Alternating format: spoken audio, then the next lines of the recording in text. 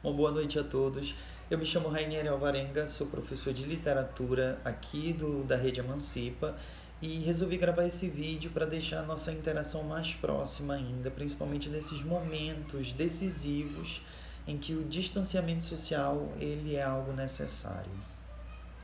Nosso segundo encontro online, ele pretende abordar as questões pertinentes ao barroco, que é um estilo de época decisivo para a formação da literatura brasileira e para a cultura brasileira também.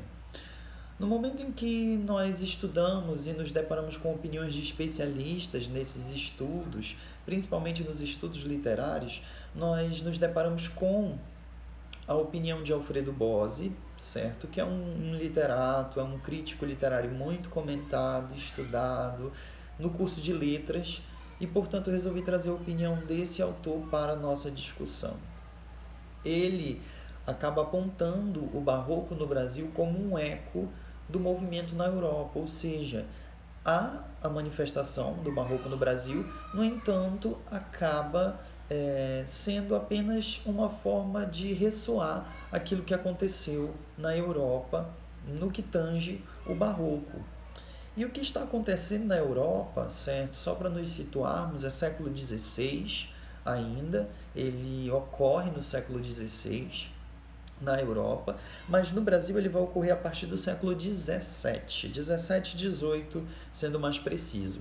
E vamos lembrar que aqui no Brasil as coisas sempre demoram a acontecer, e isso não é algo que iniciou-se recentemente, pelo contrário, desde a formação histórica do Brasil isso sempre ocorre. E nesse sentido, século XVI aqui no Brasil nós estamos passando pelo processo de descobrimento, certo? Descobrimento do Brasil.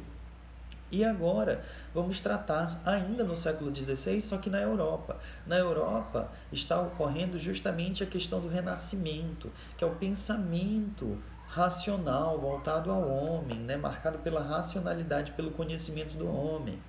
Temos também aí a reforma protestante, que é justamente o momento em que uma pessoa de dentro da igreja, um padre, ele não concorda com as opiniões políticas, ele não concorda com os posicionamentos da Igreja Católica em relação aos seus fiéis, e com isso citamos o nome de Martinho Lutero, que é uma figura muito presente, e também não podemos mencionar esse tópico da reforma protestante sem levarmos em consideração a grande contribuição de Martinho Lutero com suas 95 teses que denunciavam barbaridades da igreja, como por exemplo a venda de indulgências aos fiéis. Compre essa lasca do pedaço da cruz de Cristo e você terá a sua salvação garantida. Então eles vendiam indulgências, cobravam impostos, dízimos com valores exorbitantes, e isso ocasionou um acúmulo de riquezas da Igreja Católica e também de poder.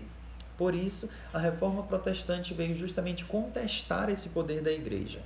Ocorre a bipartição, digamos assim, da igreja, em igreja católica e igreja protestante, por isso a reforma protestante, e Martinho Lutero ele é o responsável por essa partição, não é? Por essa disputa que ocorreu no âmago da Igreja Católica. A Igreja Católica, que era uma instituição com muito poder e muitas terras, como eu já disse, ela não deixa essa história por menos e acaba criando aí aquilo que nós chamamos de contra-reforma, que foi um movimento na tentativa de reforçar a fé, né, dos fiéis por meio da imposição, mas era uma maneira de reforçar a fé, e também com o objetivo de demarcar o seu poder. Então ela se mostra enfraquecida, diante desse investimento da reforma protestante, e ela pretende, por meio aí daquilo que nós podemos mencionar como Concílio de Trento, que foi uma reunião com os principais representantes da Igreja Católica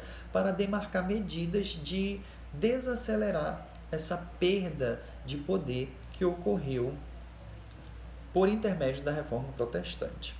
As principais características do movimento são o culto ao contraste. Então aqui há uma determinada apreciação à dualidade, por isso se marca também na escrita de poemas, isso se marca também na própria forma de construção porque o barroco ele foi um movimento, um estilo de época que teve influência na arquitetura, na pintura, na literatura, na música, e isso é perceptível, esse culto à dualidade, o culto ao contraste, certo? Ao mesmo tempo que um homem se mostra arrependido pelo pecado, ele se mostra extremamente envolto nesse pecado também. Temos aqui valores transitórios para a vida, um outro tópico que pode ser mencionado, e o gosto pelos exageros. Então, uma construção, por exemplo, que tem o estilo barroco, uma igreja, ela apresenta um grande rebuscamento. A mesma questão refere-se a um poema. Um poema pertencente ao estilo barroco, ele expressa esse culto, não é? Pelos exageros, certo?